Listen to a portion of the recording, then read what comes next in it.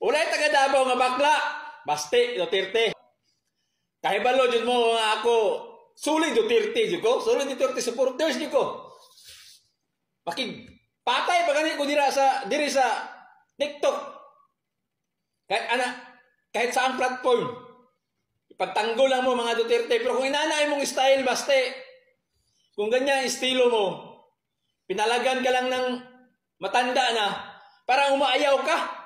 Ano ka ba? Makadiscourage mo sa taga Davao.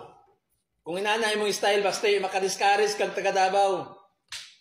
Tangin na ako, taga Davao. Kabalo jud ka, taga Davao jud ko.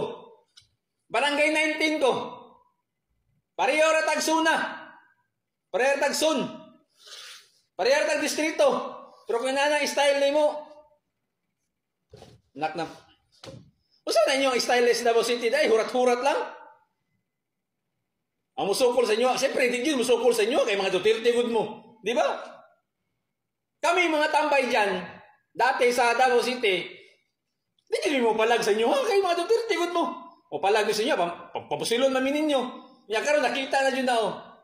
Nga gamon-hamon ka kay General Torre, gipalagan ka, dili ka. Talawan man yung bataan, eh.